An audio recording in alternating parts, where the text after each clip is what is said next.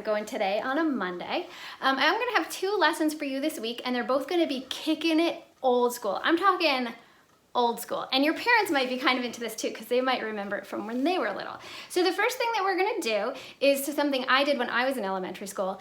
Guys, that was in the 1980s. Yeah, so let's just get straight into it. I want to talk a little bit about symmetry. Now you might know symmetry from your math class. And symmetry is when something is the same on one side and the same on the other side. So it's one way on one side and then the same on the other side. So right now there's symmetry in my hands. Well, actually, let me take my ring off because that made it not symmetry because one hand had a ring and one didn't. So there's a little line right here dividing my hands, and I have, look at my fingers, they sort of all match on both sides, and my thumbs. Now if I hide one of my thumbs, now there's no symmetry. But then if I put it back, you can see that they match on both sides. So that's one way to think of symmetry. It's right here in your hands. You can see that. Now just look, one hand doesn't really have symmetry because if I had a line down the middle, I have a thumb on one side but not on the other. So that would make it not symmetrical. And like I said, you probably know that from your math class. Here's another really easy one. It's a real go-to for symmetry. People use this all the time to explain symmetry. What if you had a heart? I'll just draw a heart on my little Post-it. There we go, a little heart. Now, the way that you can tell if something has symmetry is, oh, I need my Sharpie, is if you can draw a line right down the middle and it is the same on both sides, then you have symmetry, and a heart falls into that category. You know what else falls into that category? A ladybug. And I'm gonna switch my markers. Look at this. And you know this, we've done some of this. We've worked with ladybugs in kindergarten. So if I draw a line straight down the middle, and the wing line already is there for me, look, the ladybug is the same on the right as it is on the left. And that means it has symmetry. Just for fun, I also have a butterfly, which hopefully we hope to be seeing a lot of those soon. This is the time of year for that. Same thing, I can draw a line right down the middle, and it is the same on both sides. Now, I also wanted to draw something for you that did not have symmetry, just so you could see what it would be like if something didn't have symmetry. And check out this little car.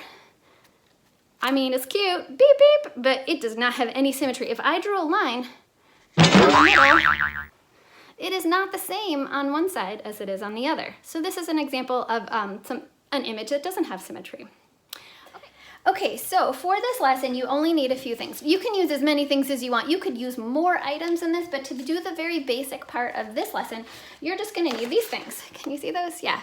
A glue stick and a pencil and scissors, a piece of paper, and some sort of magazine. That's really all you need to do this project. And it should be pretty fun, and it could keep you busy for as long as you want. Maybe you'll do this project and it'll take you 20 minutes, or maybe you spend a really long time on it and it's raining and you decide to spend, I don't know, 2 hours on it. And also, maybe you just watch this video and that's enough and you save the idea for some other time down the road, maybe in the summer or who knows when. So anyway, just watching the video is fine by me. I just want to share my old school idea. So, okay, so let me show you what we're going to do, just so you have an idea. Like, here's an example. We're gonna basically take a magazine picture. Now, this was a picture of lemons, and we're gonna cut it out, cut half of it away, and then you have to draw back the rest. Now, I know we talked about symmetry at the beginning, so there might not actually be like exact symmetry in the work you do, but I like the idea that we're cutting something in half and we're drawing it back. So that symmetry comes into play for maybe some of your pictures, but maybe not all of them, but it's still that concept that you are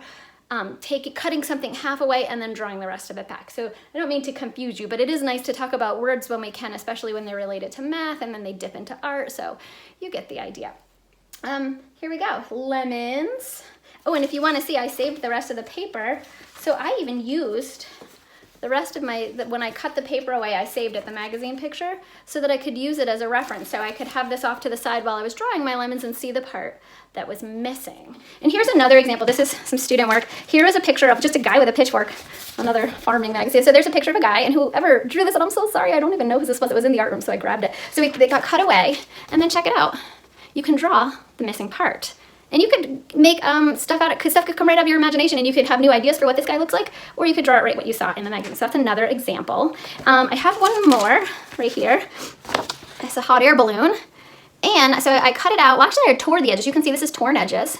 And I tore the edges, which is another thing you could do. I kind of like the way that looks, and maybe you don't even have scissors, so go for it. And I finished the balloon, and then I added details, more birds, more trees, and it looks like the balloon is up as high as the birds, but the trees are so tiny, they look small and down below. So that's another example. And again, these are all, so far, these have all just been pencil work. So you can do that. Well, maybe a little ink on the lemons, but you get the idea. What if you finish drawing this bowl of spaghetti? There's nothing on here, but you see that? You could find a bowl of spaghetti and then draw the rest of it. That could be really interesting. Okay, so now that you've seen the example, it's pretty self-explanatory, but in case you were not sure what I meant, I just want to show you one last time. I went through some magazines, and I'll go through them quickly just so you can see some ideas of things that I selected. I just really love the cover of this magazine. That bowl of salad could be really fun to cut in half and draw the rest of, so that might be something that interests you.